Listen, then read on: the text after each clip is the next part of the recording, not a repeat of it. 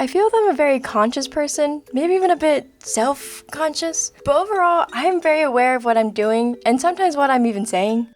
I love you. Which means I am very aware when I do things that are weird or embarrassing, but I always notice after everything, which in turn is probably why I'm such a nervous and awkward person. But anyways, here it is. 5, because at this point that's just my favorite number. Random awkward things that I do. So number 1, I move a lot when I talk. I cannot sit still when I'm talking, ever. And what I mean when I say this is that when I'm talking, I have a lot of hand gestures and would even go as far as pretty much acting out what I'm saying with my whole body. I mean, at that point, if I'm telling a story, I just give them a whole theater play to watch. Oh my god, do I have a story to tell you. Yesterday, a squirrel came over to me and I was like eating lunch and I thought it was so cute until they came up really close and started talking to me and yelling like, "Give me your sandwich!" And I'm like, "No, get your own, little man." Then it started attacking me, so I punted it so far. I honestly don't know if it's still alive. But anyways, that's how I got this pink eye. Although there are times I can't move around as much, for instance, a classroom setting, I can't move around nearly as much, so those of you who can't sit still, but also trying to make a friend, I suggest pulling out one of these. Just in the middle of a conversation, just stop them, reach over to your backpack, and pull out a deck of limited edition Uno cards. Cause you know you can't sit still for a conversation longer than 5 minutes without shoving an Uno reverse on them. Anyways, going on to number 2. I talk way too quietly. What? Especially around strangers, all the time I would get comments from others talking about how quiet I am and how I need to speak up. Even in this video, I need to raise the volume when editing, because I really do talk that quiet. And it's weird because in my ears I'm talking way louder than I probably actually am. So when I quote unquote talk louder, it feels like I'm shouting and making a scene. Oh, hey, you got a little something on your face. What? You got a little brown thing on your face. What? You have poo all over your face!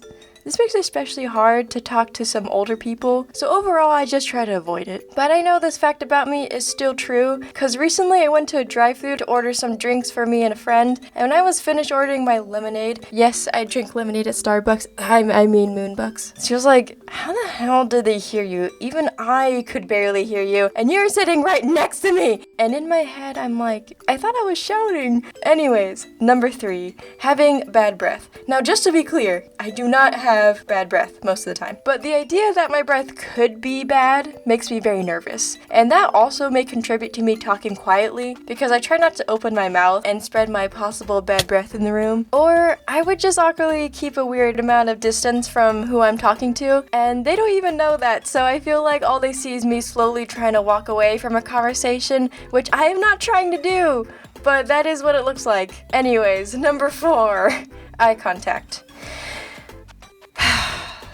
This is probably one of my most noticeable things about me that anyone that knows me can tell you. It is the obvious amount of avoidant eye contact that I give people, or lack of that I give people. And if you see my last video, I said that sometimes I can make uncomfortable eye contact when I look around the room. That is purely because I am not expecting anybody to be looking at me. So when I do make eye contact, I usually instantly look away and pretend none of it happened. But in secret, I get very sweaty and I overthink too much. Now, I know it's rude to not try and make eye contact when someone's talking to you, especially if it's like your friends and family. But you know what's even worse than not making eye contact? Making too much eye contact. And that's exactly what happens when I force myself to make eye contact. I look at them and my eyes naturally want to widen, and then it becomes really creepy and I don't blink because inside myself I'm terrified to blink, and then it looks like I'm crying, but in reality my eyes are just getting dry and it's horrible for both parties. I explained this to one of my friends and demonstrated what happens, and even they were like, yeah, I think it's best just not to try. Just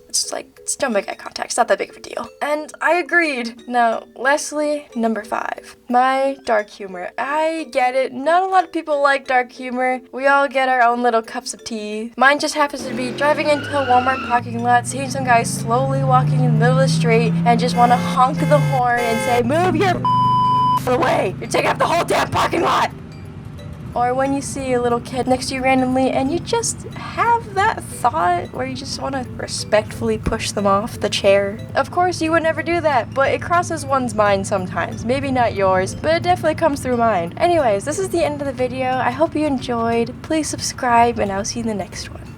Once again, I have recently stumbled upon a very, very majestic being when I was walking to school. I remember it was a windy day and I just saw this extremely muscular guy. But the thing that was really eye-catching was that the wind was blowing, and I just noticed that half of your hair is an afro and the other half of your hair is in braids, and one's longer than the other. And also he was wearing pajama bottoms that were they're very floral, and I thought this is the most beautiful thing I've ever seen. Your hair in the wind, wearing those flower pants, good on you.